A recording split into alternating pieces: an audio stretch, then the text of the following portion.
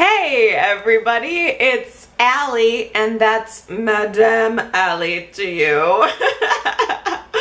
Welcome to our Y&R Chat for Sunday, May 7th, 2017, and Genoa City's Mother of the Year award goes to Madame Dina Majoron. I mean, the woman abandoned her children and her husband, lied about Ashley's paternity, and even tried to secretly buy Jabot. I mean, happy Mother's Day! I think this is a perfect storyline to be popping up with Mother's Day right around the corner, don't you? She's got to be the worst, at least one of the worst mothers in Genoa City history. Now, I was not watching the show in 1983 when the character debuted, but I have seen her over the years, and I feel even more fascinated by her this time than I ever was in the past. I did just a little bit of quick research, and I'm pairing that with my own memories of her, and I thought maybe we'd start out just by doing a quick little snapshot around Dina Majoron. Now, she left John Abbott and the kids before the Abbotts were ever introduced onto Y&R. I think John Abbott's character came on in 1980, and Dina was all part of John and the children's backstory. It wasn't until I think 3 years after John was on the show that they actually brought Dina on screen, but she was much talked about, I believe, at the time. I mean, everyone kind of knew that this was someone who abandoned her children, and that's why the mother was not in the picture.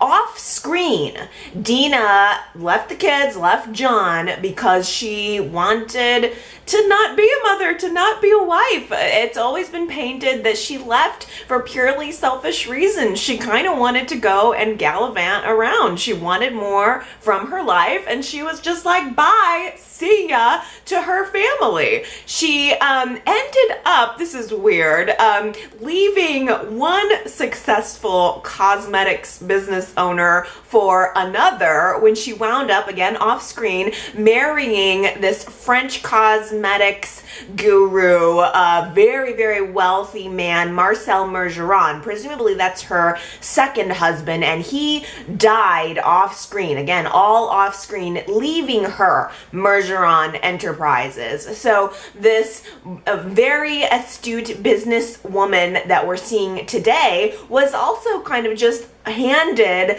a big company to run all on her own. She didn't exactly start this business and earn it and run it from the ground up, okay? She inherited it as well. When the character was brought onto Y&R in 1983, she was apparently trying to buy Jabot under a concealed identity.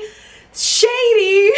Really, really shady. Why would you abandon your family and then even want to go anywhere near them? You probably know that they have negative feelings towards you. I don't know why you would go out of your way to try to buy the company unless she was trying to buy it to give it back to them. Maybe some of our Y&R chatter historians out there can give us some more insight on that particular storyline, but she eventually, her identity was, became came unconcealed. She was found out, and that's also the time when the story of Ashley's paternity was starting to be revealed. Now, the rivalry between Ashley and Dina is very, very deep rooted. This I have experienced. And I don't think it's just because of the paternity. I think there are a lot of other factors that have gone into it. Just from doing my little bit of research, Ashley kind of kept falling in love with guys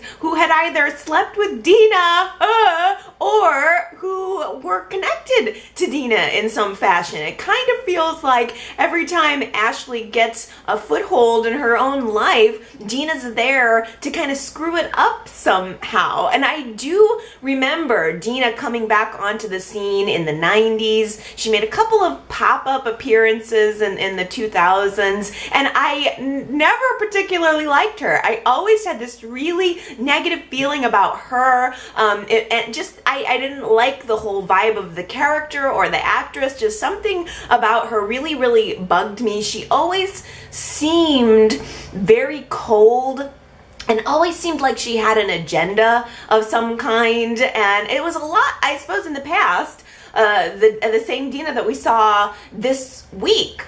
All of a sudden, Mergeron Enterprises, she's decided to put onto the open market. She's going to take bids from other companies who might want to buy her out. And news of this has hit the Genoa City business elite by storm. Okay, everybody's talking about it. And it springs forth this well of emotion for Jack and Ashley that they haven't gone to in a while. I mean, a lot of their feelings about their mother, I think, have been buried. They don't have any contact with her. I mean, the most that Jack has is one photo of him and his mother, and Ashley is perfectly fine to have nothing. I mean, I think Ashley would be fine if her mother were wiped off the face of the earth. I mean, I cannot imagine, really truly, I cannot wrap my brain around how it would feel to have your reality be that your mother abandoned you, and not for you, not to give you a better life in a kind of Victor sort of way, or I suppose a Bella sort of way, to a lesser extent, and to connect it to, you know, other stories that are going on in the show right now. That your mother did not abandon you for you, but because of you. Because she didn't want to be your mother. She wanted a different kind of life. You weren't enough for her. You weren't enough to hold her, not even in the family, but you weren't enough to even have her bother to maintain a relationship with you. I mean, I just think that, gosh, if that were your reality of your relationship with your mother, it would have to create this kind of fear of abandonment for the rest of your life. And it really truly would permeate all of the relationships that you have, whether they're personal or romantic. It would permeate all of the you know, work aspirations, maybe even, that you would have. Something like that would permeate everything that you do and everything that you are. Jack lets it slip this week about his relationship with Gloria. Ashley is not happy to find out this news. She's kind of screamed when she found out. She cannot believe that Jack would be pursuing a relationship or obviously just having kind of a fling with Gloria. She's horrified. But I liked that Jack defended himself. You know, he didn't let Ashley just completely come down on Gloria. I think little by little Jack is warming up to Gloria. I think that he is finding Gloria to be a source of support where he's not finding it in other places in his life. I also thought it was kind of interesting that Ashley implied that maybe some of Jack's issues with women do go back to Mommy Dearest. I mean, it would really have to in some ways. How could you forget it? How could you not allow that to become a part of you? I really love, though, that Gloria is being so supportive to Jack in the wake of the news that Dina's kind of around, and it's bringing up some emotions for Jack. She's just been a listener for him, and I think that maybe that's the best thing that you could be in this kind of situation, just to listen to him and let him vent. And likewise, Gloria got to have, you know, someone to lean on this week. Kevin tells her that he is Bella's father, and her reaction was kind of good, just kind of like, Gloria is certainly not Mother of the Year either, but I also like that she's taking some ownership of that. We've seen and heard a lot about Gloria's past and her guilt for not protecting Kevin specifically from an abusive father. Gloria has her own backstory and her own guilt as a mother, and I liked that this week, as Jack is kind of venting to her, she's able to vent back at Jack and relate what she's gone through in the past and what she's going through now to what he's going through now. I just liked that Gloria was able to connect it, the paternity issue, as another child being abandoned by her mother. And Gloria had this great line too, where she said that, how does a child deal with knowing that she wasn't enough to stand in between her mother and murder? It was just such a great line. It was such a great moment. I think Jack really heard everything that Gloria was saying, and I think that she really heard everything he was saying. I really love this couple. What else can I say? Even if they weren't having, it sounds like maybe they're not having as much of the wild nights at the athletic club anymore. And if that's the case, that's perfectly fine. I think that the friendship that they're developing is really important and really striking, and I like it quite a lot. I tell you what, I would love, knowing how supportive Gloria is being of Jack right now, I would love to see Gloria and Dina share some bitchy scenes. Jack's resentment is different from Ashley's. I think that Ashley has pure white hot hatred for her mother at this point, because it's not just the abandonment. Ashley has this added layer of knowing that her mother lied to her about her paternity. That's a really big deal. Ashley loved John. She idolized John, and to find out that he's not her father, that this man is, that they're not blood, I think that has hit Ashley so hard over the years. We had this great flashback of the moment where Ashley finds out that John is not her real father, and I thought that was such a treat. Where else but daytime could you actually go back and watch a clip from all those years ago?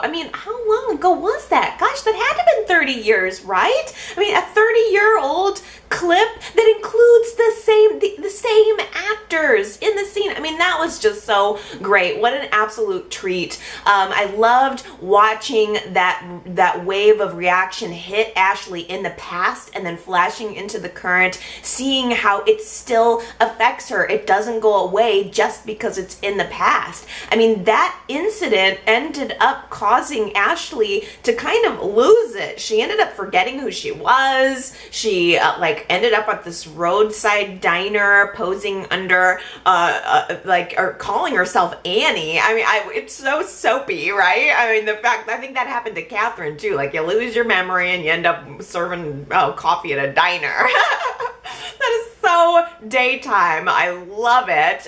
Victor was the one who, I suppose, ended up kind of finding her, bringing her back to Genoa City. So it was kind of appropriate that he approached her this week at the athletic club after finding out what was going on with the Mergeron Enterprises coming up for sale. He sees Ashley sitting there and she seems kind of lonely and sad, and he figures out that maybe that's what she's thinking about, and he finds a way to talk to her about it a little bit. It was a nice moment. I liked to see that side of Victor, giving Ashley someone to talk to who was there with her through it. It's kind of weird because Victor also expressed interest in buying Mergeron Enterprises when he was talking with Abby. I'm sure that Jack would be the #1 person who would want to buy it. That would be a great story, but Jack is apparently too broke to buy it. So I don't know, maybe Victor can buy it for Ashley as a gift so she can burn it to the ground. I'm sure that's exactly what she'd love to do.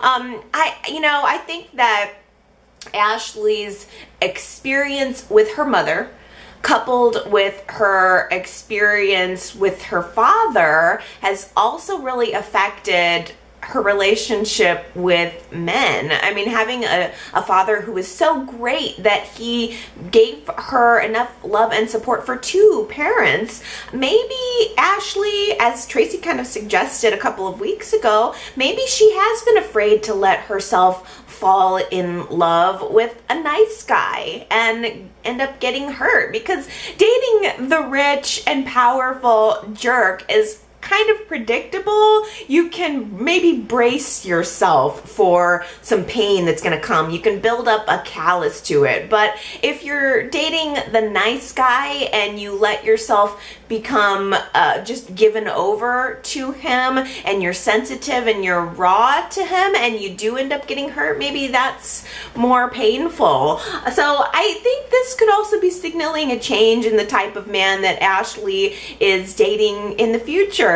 Ravi was able to salvage the bad date that Phyllis ruined, or it was a good date that went bad because of Phyllis. She encourages Ravi to go find Ashley. She apologizes, sorry, I didn't mean to stomp on your date. Go find Ashley. So Ravi shows up at the mansion late that same evening, and he brings her a rose, and he just talks to her. I love that he just allows her to talk, kind of similar to the way that Gloria allows Jack to just talk. And I liked that he went there. I liked that he wasn't afraid to approach her. He's bringing himself to her level. He's deciding he's not going to be a subordinate. He's not just going to be the younger guy who is always looking up to her. He is stepping up. He goes, he talks to her that night, and then he follows up a couple days later with a meditation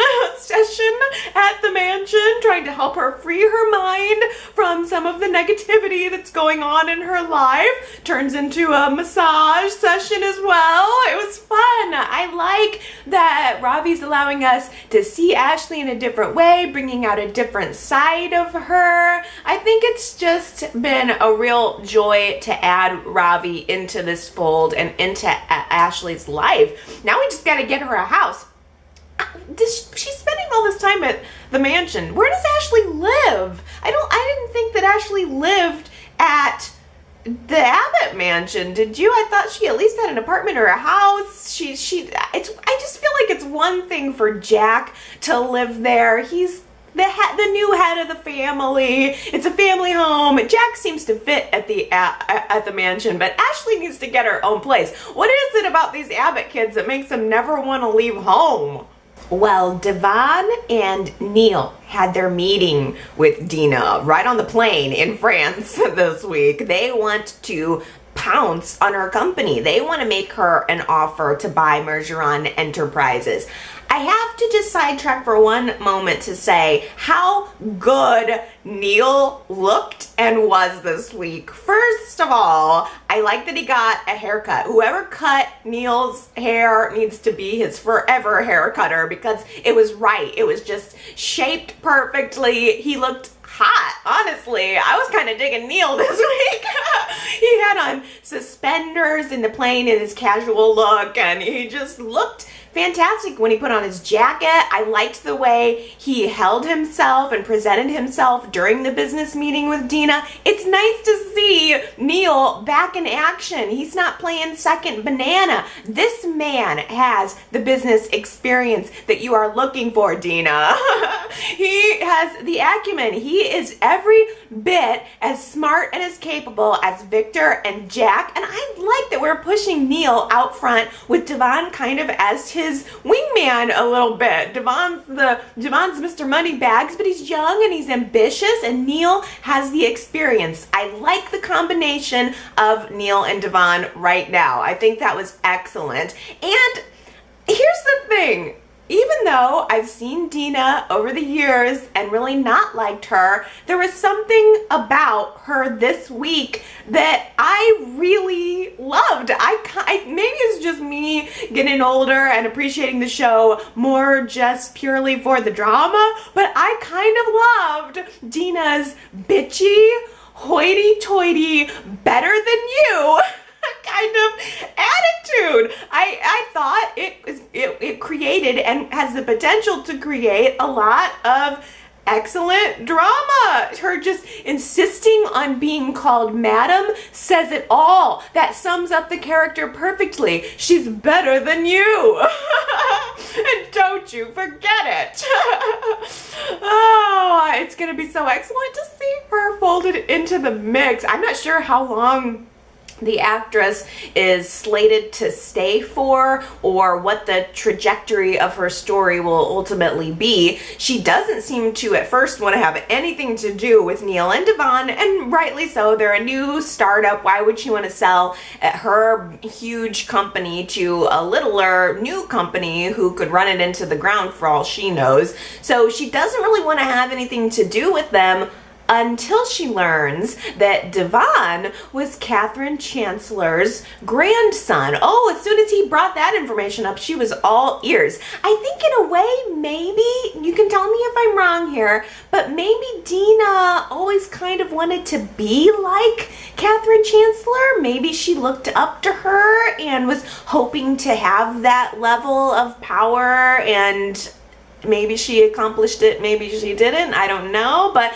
that seemed to ring a bell for Dina, and I'm assuming that ultimately, this is purely a guess, but I think that the Hamilton Winters group will ultimately succeed in getting this company, right? Because if they don't, then what else is the company gonna do? I think that buying Mergeron is going to fold Neil and Devon's company into the mix with Gibault and with Newman. It does have that cosmetics component, so it certainly can create a competition with Brash and Sassy and with Gibault. I think that's what's going to bring the Devon and Neil's business into the forefront, which is where I would like to see it. I think that Dina is probably going to, probably because of Catherine Chancellor, she's going to decide to give Hamilton Winters a chance, but I have a feeling she's going to insist on being involved in the transition, which will undoubtedly take place in Genoa City. So I'm assuming that Dina is going to be bringing herself and her boy toy from France to humble Wisconsin to help with this transition. Okay, so what's the deal with Grant? What is going on there? She has this little kind of sexy wingman of her own. He's an assistant or more. Maybe he's all of those things. When she came on to the plane, they offered her a beverage, and she said, "Oh no, I'll let Grant get my beverage. He knows what I like." He knows what I like. So I took from that maybe there was a little something more going on. I'm not sure, but I tell you, I have a scary feeling here that we're gonna see history repeating itself. Grant looks right around Ashley's age and kind of looks like somebody who might possibly be a match for her. Is Ashley gonna end up maybe dating Grant just to find out again that he's connected to Dina? It's kind of ironic that Devon took the time to warn Jordan about Hurricane Hillary when Hillary might need to look out for Tropical Storm Jordan, which is brewing in the background. So things are getting tense at the Hillary hour between Hillary and Mariah. Hillary's got a lot of things on her mind. She explodes at Jordan a little bit, blows him off, and Jordan finds himself at the underground one night by himself, where he runs into Chelsea, of all people, and recognizes her. And finally, the little bits of Jordan's past are starting to creep out. Chelsea and Jordan start to talk about their former friendship, doing shady things, presumably, meeting in New York and doing shady things. He doesn't want Hillary to know about it. Chelsea doesn't want Nick to know about it. They both agree to keep their mouths shut, pretend they don't know each other. What could it be? I don't know.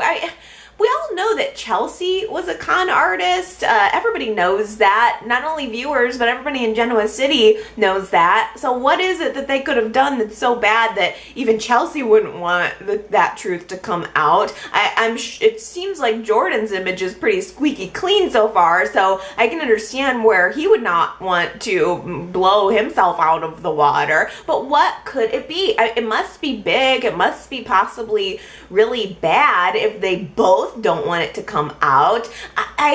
Gosh, I keep coming back to these nude photos that Jordan took of Hillary, and I keep just imagining that like Jordan was a photographer in New York City, so could it have had something to do with that? Maybe Hillary's nude photos are going to get published, and because of his past, people will think that Jordan had something to do with it.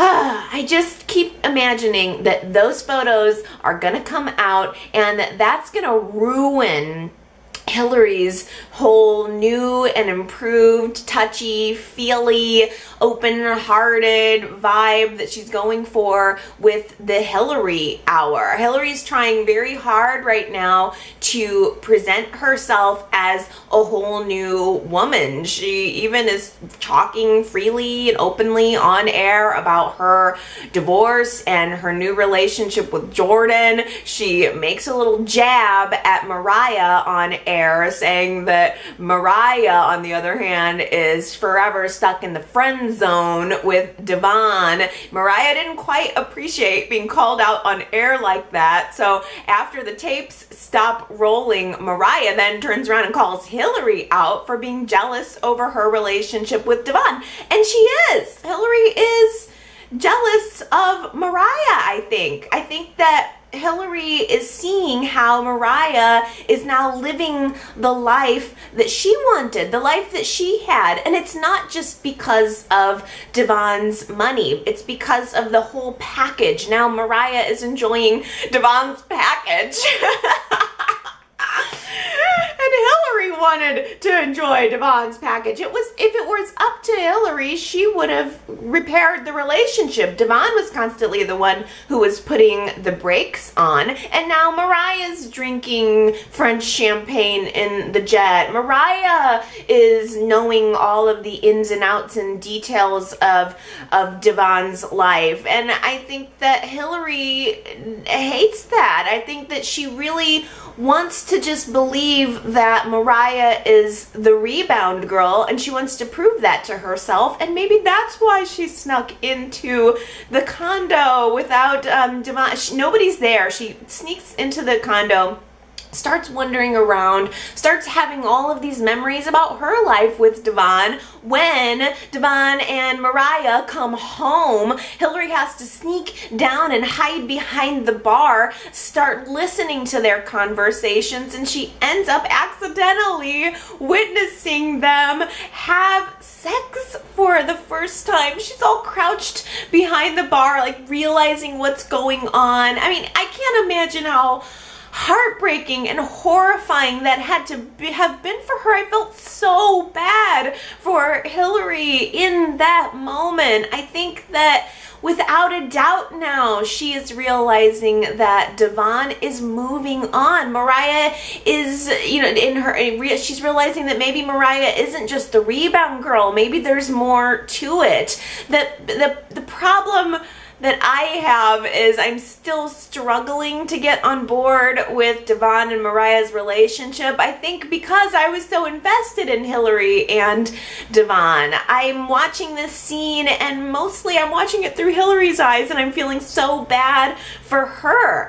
I have a little bit of hope for Hillary and Devon, though, honestly, because I think that the fact that Hillary was there for Mariah and Devon's lovemaking session for the very first time after all of this anticipation that they had built up around it, that tells me that this is still the story of Hillary and Devon.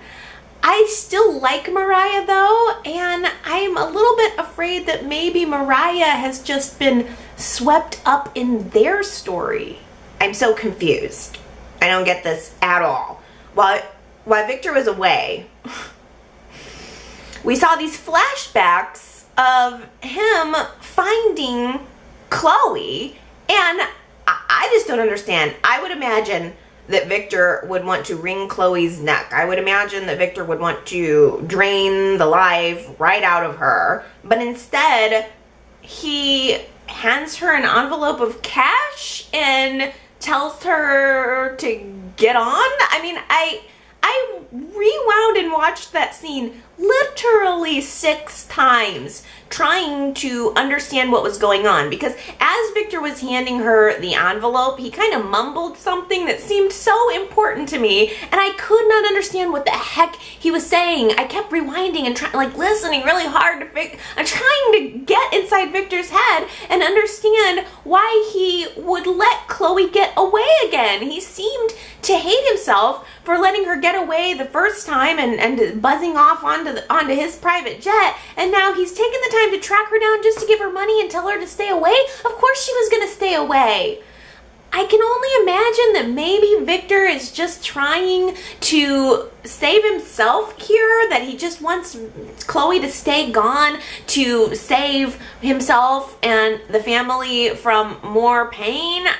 It sounds like old Victor to me. It sounds like he's just trying to save his own hide. He doesn't want this connection and anything else that's going on to be further revealed. So I'm kind of mad at him right now for that. I don't get it. I don't get it at all. And I'm assuming now that that's the end of Chloe. I had a feeling that she was going to make a comeback, and maybe this is just it. I kind of think we're done with Chloe for good, especially because OMG, major casting news.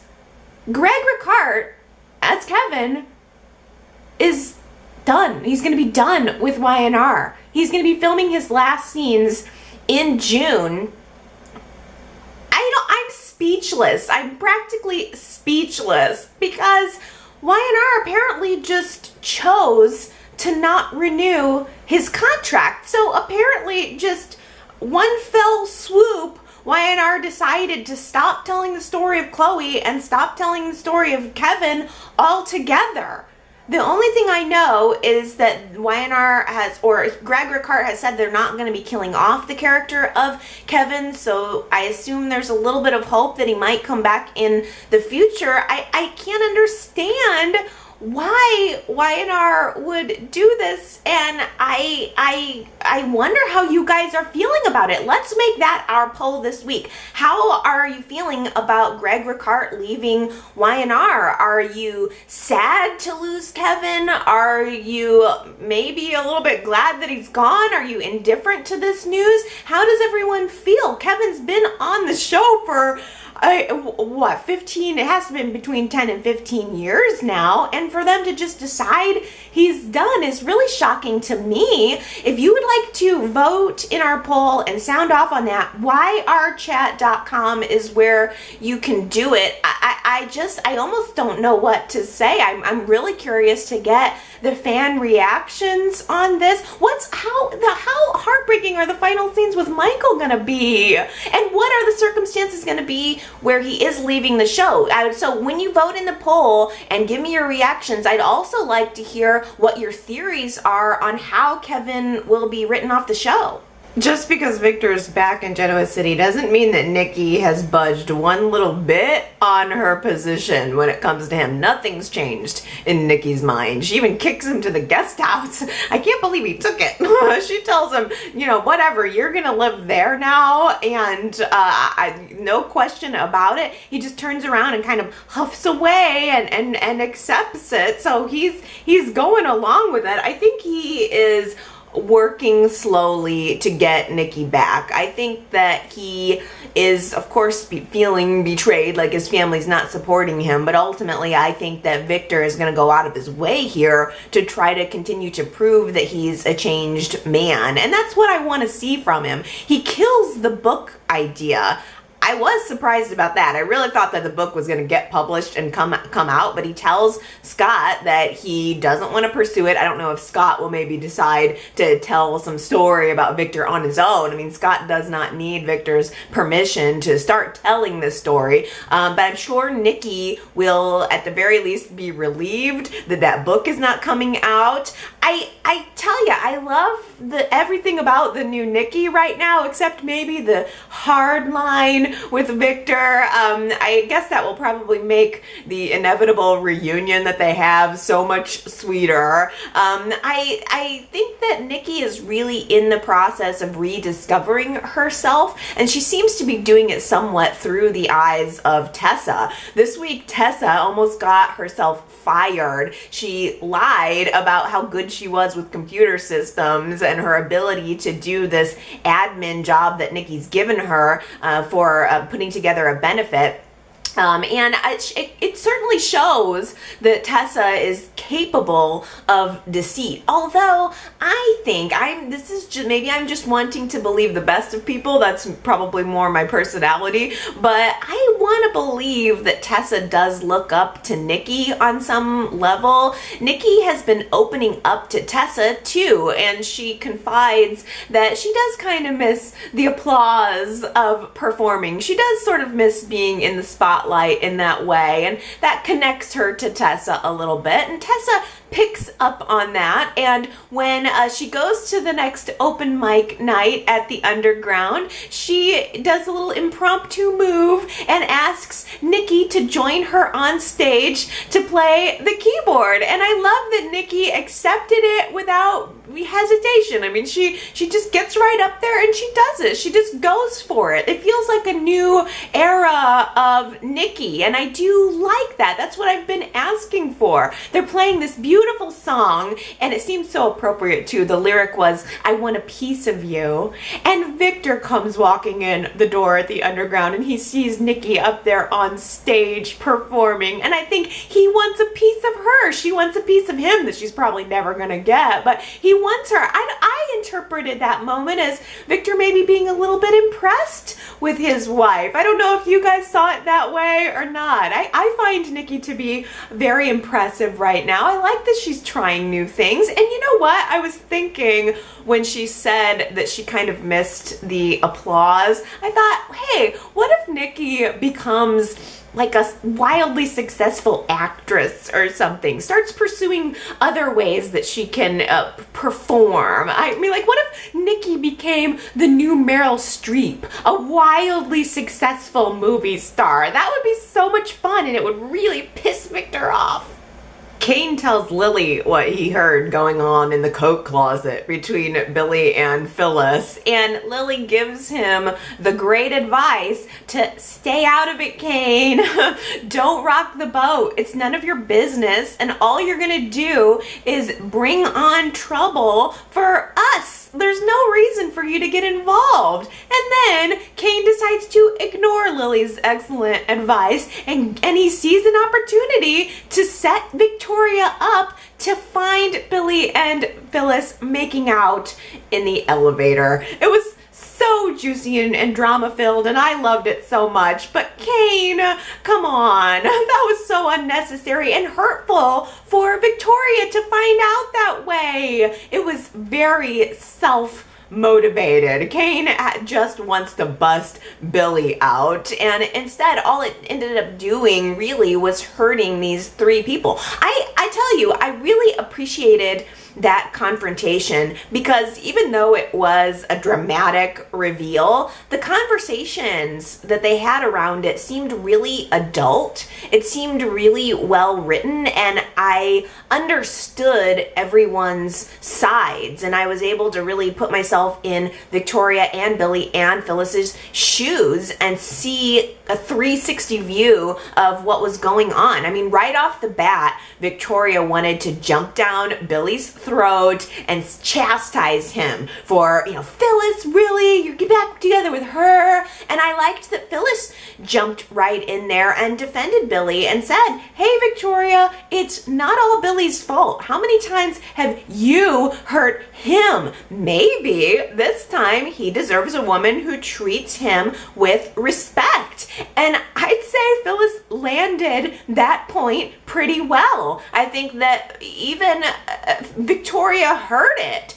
But there was this point where Victoria was arguing back and she was asking Billy if Phyllis is really what he wants. Is this really what you want? And Phyllis realized that this is more of a conversation that needs to be happening between Billy and Victoria, and she backs off. She left. I liked that we also had a chance to just see Billy and Victoria. Victoria feels betrayed by Billy, but I think she also feels betrayed by herself. She has to know on some level that she brought this on, but yet she is trying to argue her way back into Billy's life, I think, saying to him, wait a minute, you reached out to me, I didn't respond for a minute, so you just jump right back to Phyllis. And I think that's what I've been saying for a couple weeks. It's the only part of the Billy and Phyllis thing that bugs me.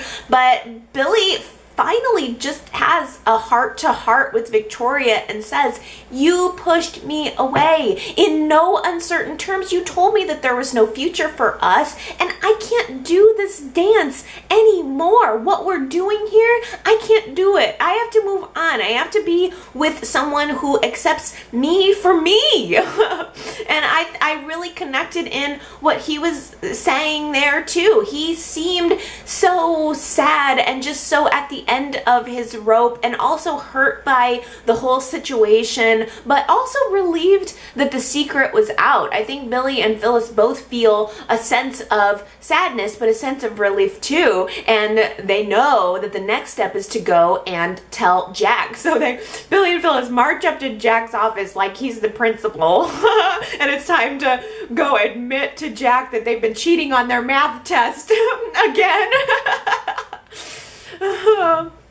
It was very, very chilly, the whole thing. I mean, Jack pretty much guessed what they were there to tell him, and it was just all very matter of fact. Yep, we're back together. This is what it is. We hope that you can accept it. And Jack had this flippant attitude saying, you know what? You didn't care about my thoughts or my feelings or my opinions before, so why would you care now? Kind of true, I suppose. And all things considered, really, it went pretty well. It could have gone a whole lot worse. There's just no easy way. There was no easy way to tell Jack or Victoria or anybody, so it is what it is. I suppose the next step is just to go public with their relationship. Billy and Phyllis need to get out on the town and be open. That's what they did. They even handled Victor pretty well, really. So I suppose this is what it is. This is where we're at. The only thing left to do, I mean, Billy and Phyllis being together, is for us as viewers to watch Victoria and see what she's gonna do with this information. Is she going to choose to move on and try to start a new life with someone else or on her own? Or is she going to choose to fight for Billy?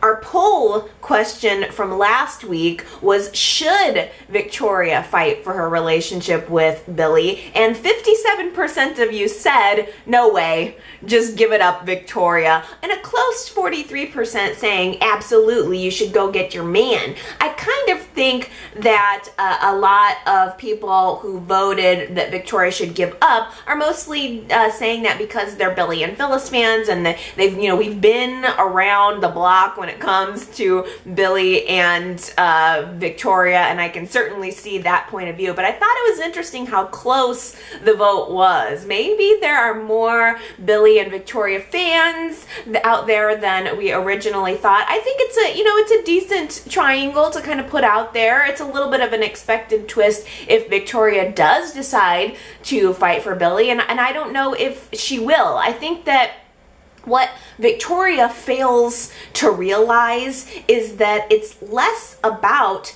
Phyllis specifically, and it's more about her own actions. It's more about how she treated him and how she pushed him away. Victoria could have had him. You could have had him. So it's not just that Phyllis is more compelling than you.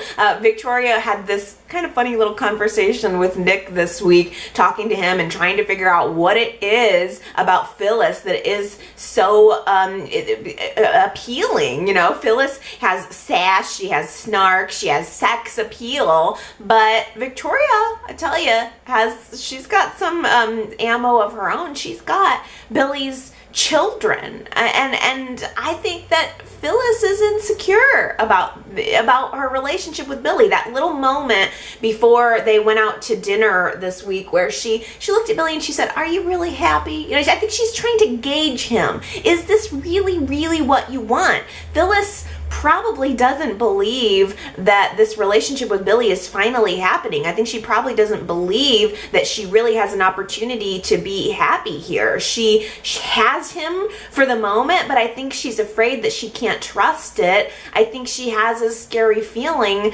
that she is his second choice. Is she? Kane is immediately angling for Victoria to give Billy the boot, just fire him. Why continue to work with him? And if Victoria won't do that, Kane runs into Jack at the bar, and they're both sitting there groaning about Billy. Jack actually suggests that Kane gets clever and tries to find a way to get Billy fired. He's gonna screw up eventually anyway, so why not just speed things along? You'll be doing Victoria a favor. Kane, I don't even think that you're capable of juggling anything else shady right now. For someone who is keeping a secret himself, you can't even stop talking about it.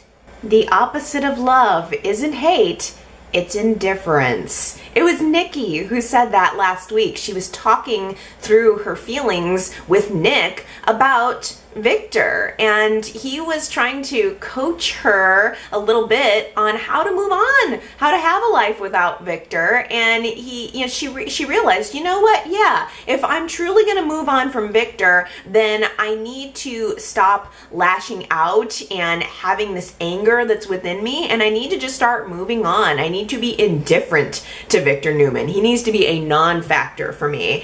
It does kind of feel like that's a little more what she did this week, and it showed, right? She's just moving on. She's just doing her thing. A lot of people got that one right. In fact, 15 of you got it right, so I'm going to read your names out real quick. So big congratulations to all of you who got it. It was Superplex, Nikki, I'm sorry, John Christopher, who guessed Nikki. Let's see, Jillian got it, Justin got it, Susan and Henry got it, Gina, Jamie, Aaron, Ellen, Sandra got it, Carrie, Tanya, Ambreen. I apparently say her name right. It's a rare occasion when I actually get one right. And also Michelle, that's an easy one to get right. Well done, you guys. Congratulations. I have a new quote for you this week if you'd like to guess this one.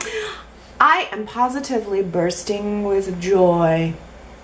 And keep in mind, it was said very, very flatly. I am positively bursting with joy. I liked the moment. If you think you know who said that during this past week's Y&R, you can go to yrchat.com, leave me your guess, and if you get it right, I will read your name on next week's chat. All right, it's time to get to my favorite part, your comments. Consuela at yrchat.com says, Kane is seriously starting to get on my nerves. Why is he so concerned about what Billy and Phyllis got going on, especially when he has his own secret? I think Kane needs to mind his own business. Consuela, I will add to that, Kane's secret that he's got right now is much worse than what Billy and Phyllis had going on. Harper left me a very nice voicemail this past week, and she says people who live in glass houses shouldn't throw stones. You can rest assured, just like he overheard a conversation between Phyllis and Billy, the same thing is going to happen to Kane, with Billy overhearing a conversation between him and Juliet about Tokyo. Oh, I know. You know somebody's going to overhear it, whether it's Billy or somebody else. You know that's exactly what's going to happen. Kane and Juliet are going to be whispering in the corner because they can't seem to stop themselves from whispering in the corner about it. Or it's Kane. It's really more Kane. He is going to self-destruct, talking too much about his secret. Someone's going to overhear it. I also think it's possible it could be Jordan. Justin left me a voicemail saying when Kane finds out about, when Lily finds out about Kane and Juliet, she shouldn't get too mad because it wasn't that long ago that she slept with Joe Clark. In a way, Lily's affair was worse. Kane was drunk and manipulated by Juliet. Lily made a conscious decision to sleep with Joe more than once, even after Kane found out about it. Good pull, Justin. You're always so good with the Y&R history. Oh, Marianne at yrchat.com. I love this comment. Marianne says, when I watched the May 4th episode with the almost chilly scene between Jack and Kane at the bar, and earlier Victoria and Kane after the Billy Phyllis reveal, it made me wonder if the new writers are reverting Kane back to his early years on the show as a con man / opportunist. Are they testing a Kane-Victoria hookup? If they were saying the role of Adam Newman is now being played by Kane Ashby. Okay, first of all, I did kind of wonder if Kane and Victoria were gonna have like a romantic connection here. There was something in the way he was being so supportive of her, even if it was false, that made me think, are they gonna go there? Is Victoria and Kane gonna hook up eventually? But I mean, you're blowing me out of the water, Marianne, though, by saying about Kane becoming the new Adam of the show. Now, I like that idea a lot. I don't know if that is indeed the direction that they're going, but I'm here for it if they are. Anna left me a voicemail and she says, why is Kane being such a junior high schooler? It's kind of funny because Beatrice had left me a message earlier in the week saying the same thing. Like, what is this, high school? This whole situation is so juvenile in a way. But Anna says, you know, Kane looking at Billy's phone, setting them up, trying to get him fired. You know, everybody always wants to blame Billy for doing all this stuff, always exploding everything. It's always Billy's fault. But Victoria pushed him away and said she didn't want him. So it's not okay that he sees Phyllis? Of course it's okay. Kane slept with Juliet and he's married. Billy's single. Yes. I think the theme of the week should be for Kane, people who live in glass houses, ... T. Nicole at yrchat.com says, I don't think the Billy and Phyllis relationship will be smooth sailing. I can already tell from the start that Phyllis has plenty of insecurities. I agree with Victoria on not wanting the kids to be exposed to another partner, to be confused all over again if it doesn't work out. So that leaves Billy and Victoria with moments with their kids and Phyllis on the outside. That is so perceptive of you, T. Nicole, because that is where the story is headed. Now that you've said it, I can see it painted right in front of us. Phyllis is already insecure, and I don't think that Victoria is necessarily going to use the kids to manipulate Billy, but she's got them, and I think that if Phyllis is already feeling insecure, that she's going to, you know, possibly end up doing a little bit of harm to her new happiness, her new relationship with that insecurity. It's so Phyllis's MO. This is what Phyllis does. It's exactly how the relationship was with Nick and Sharon. Phyllis is just always kind of jealous and always kind of insecure. As I said last week, it feels like Jack was the only man who really loved, it seemed like just was really committed to her and only her. He thought she hung the moon in a way, and that relationship wasn't enough for her. I think Phyllis is maybe just always kind of self-destructive. Maybe that's who she is, and maybe that's why she and Billy just work so darn well together.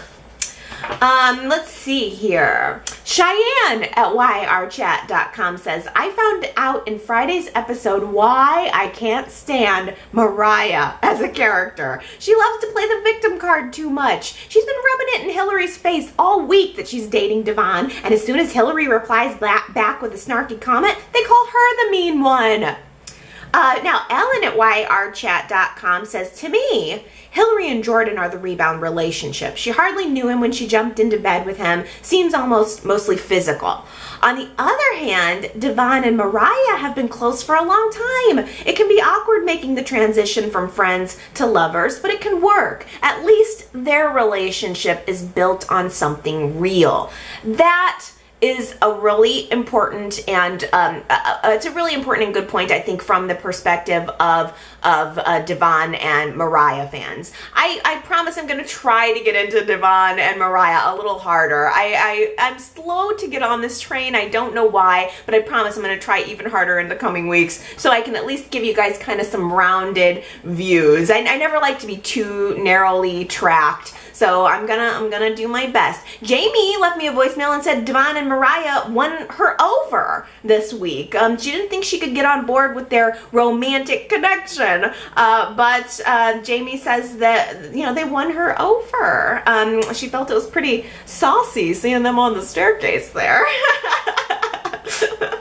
It was a beautifully lit scene, I will say that. It was a beautiful dramatic moment in the moonlight and everything. Maybe I should go back and watch it. Oh, also, Jamie said about Jordan and Chelsea, she's wondering if they had a romantic connection or if it was just the con artist thing. Well, that didn't occur to me that Jordan and Chelsea could have been lovers or something in NYC. I don't know why they would want to work so hard to cover that up, but it does kind of sort of make sense on a level as to why Chelsea would jump to, you know, I mean, as soon as Nick walked through the door after talking to Jordan, she ran over there and gave him a big old kiss. Nothing's going on here. Nothing's going on here. So maybe it is that they had a romantic connection and they just don't want to screw up their current relationships over it. Hadn't thought of it. Let's see here. Oh, Beatrice left me a voicemail saying, can you say cheesy when it comes to Tessa and Nikki? Tessa only invited Nikki to play because up on the stage because her job was in jeopardy. Does everybody else feel that way? Maybe I'm reading Tessa wrong. I think I just want to believe the best in her. Do you feel like, Beatrice, that maybe, does everybody else feel that same way, that Tessa is really kind of placating Nikki, maybe using her, setting her up? That could be. I would not put it past her. As I said, Nikki has some bad luck with personal assistants. Marianne left me a second comment at yrchat.com that I wanted to toss out here because it's good and history based. Marianne says, you know, most females who get involved with Noah disappear or leave town mysteriously. In the last 10 years, there was Eden Baldwin. There was Adriana, who was Detective Chavez's sister, who had a money sack. Money sack. Courtney, who was murdered. Marissa, and now possibly Tessa. So I guess we'll see in a few months to a year if Tessa falls into that pattern. That's kind of funny.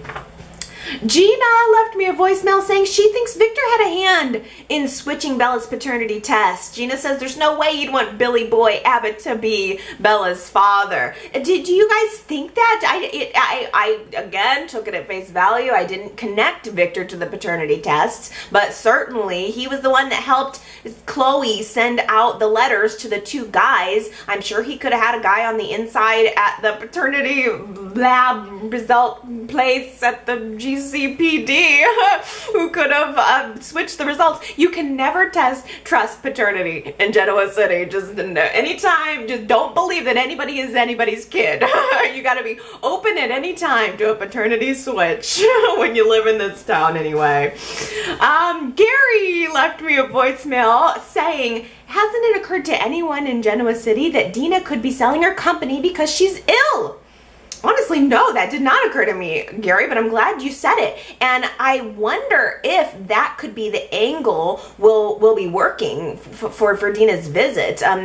Devon and or Neil had asked her why she was selling the company, and she just said, I just felt it was time. And she didn't go into any kind of details about it. But what if when Dina does come back into town, maybe she's going to reveal that she's dying and she wants to make up for it. I mean, do you remember when the same thing happened with Neil? He had all of these negative feelings about his mother, and then he went to talk to her on her deathbed, and it created all of this resolution for him. Maybe that's where we're headed for Jack and Ashley. Maybe they're going to reunite or not reunite with Dina right before she dies.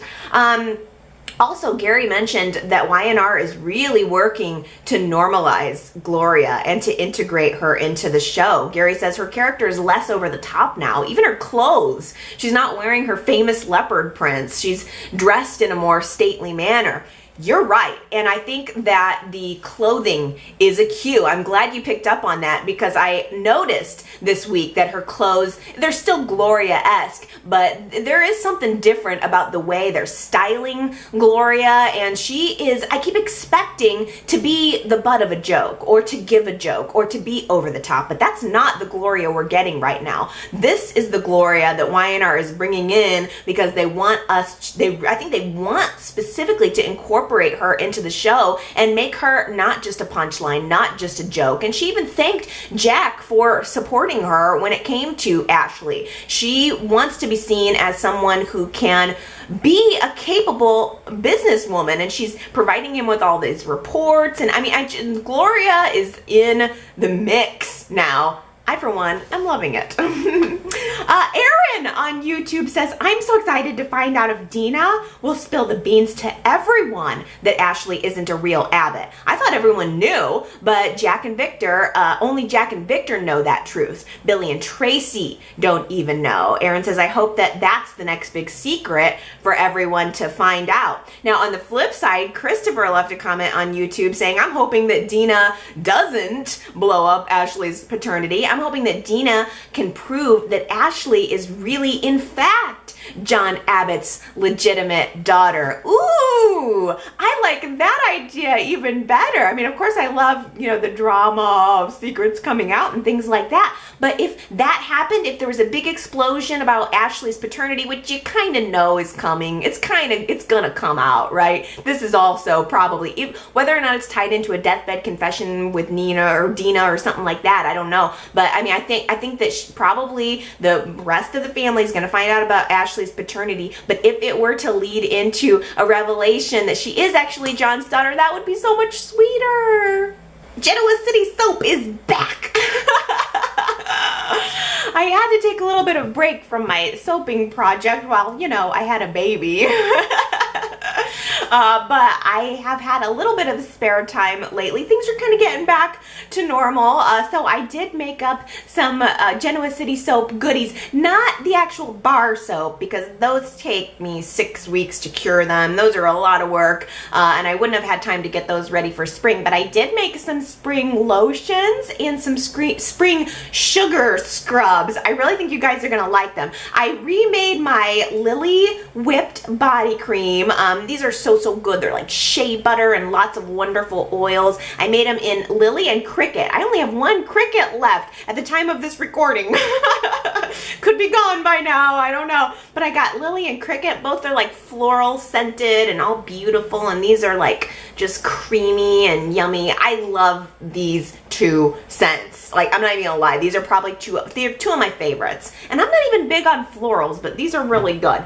And I decided to do a sugar scrub this time because it's winter and my hands have been dry. I like to use like a scrub at the sink just to kind of get off my dry skin and all that. So how freaking cute are these? You probably can't see how beautiful this is, but this is a sugar scrub, kind of exfoliating hands and body. And look who I scented it with, Tracy. So when Tracy came on the show, when she was in New York, for the first time, it dawned on me, I need to do something for Tracy. Like, I need to represent the scent of Tracy. And I realized that Tracy is like healing in a way. Tracy is like a steaming hot cup of chamomile tea when you're feeling sick or feeling down or it's like a cold day. Tracy just comes into the scene and she kind of warms things up and makes things right again. She's got this calm and relaxing presence about her. So I thought that would be really fun for the sugar scrub. So I did like a chamomile tea fragrance, and I even blended actual chamomile tea leaves into it. How cool is that? I don't know, I was kind of impressed with myself on this one. It smells really good, and I thought it was just, I thought I nailed the scent for Tracy. I also made Ashley, and this one was really popular. Get these before they're gone, because every time I make anything in Ashley scent, they're gone. So I made sister scents, sister sugar scrubs. How cute are those? Okay, well, I just wanted to tell you guys, give you a little Genoa City soap update, and if you want to grab them, GenoaCitySoap.com. I also, for the newsletter subscribers, did a little bit of a lip balm giveaway. I decided to make an underground margarita lip balm. I was inspired by that little bartending competition that Noah and Chelsea did a couple of months back, and when they were doing it, I thought to myself, I want to make like a margarita flavored something, and so lip balm became the idea that I had. These are really cool. This is my own one. This is my personal one, but they're like really shiny and just soft. And for newsletter subscribers, I offered a free lip balm for my first 5 orders, but I think I only have, at the time of this recording, I think I only have 1 left, so I think I do. So if you go to GenoaCitySoap.com and you pick up a lotion or a scrub and a soap, and you're one of the first 5, you'll get a lip balm too. But I just wanted to mention that in case anybody's interested in some spring goodies. And I am going to start working on summer stuff here soon. If you guys are still interested, I don't know, if you guys still want the soap, go to the website and let me know. And I will do my very best to do some summer soaps and some summer lotions and all of that coming up soon. All of it's based on The Young and the Restless, so if you're new to Y&R Chat and you haven't been there yet, I've got a lot of stuff that's based on the characters and the sights and scents and people in Genoa City. So GenoaCitySoap.com, and who knows, you could get a lip balm too. Okay, everybody, that is our Y&R Chat for the week. I think they're getting longer and longer. I just can't help myself. There's so much to talk about. If you would like to talk, you can go to yrchat.com to leave me your comments. You can go to Facebook and YouTube. All of those places have little text boxes where you can type in your comment, or if you'd rather just say your comment, you can call my voicemail at 309-588-4569. Whatever is best for you. I certainly love hearing from you and getting your ideas each and every week. So don't be shy. Leave me your comments, and I'll be back next week to give you mine. Okay, everybody have a good week. Love ya. Bye.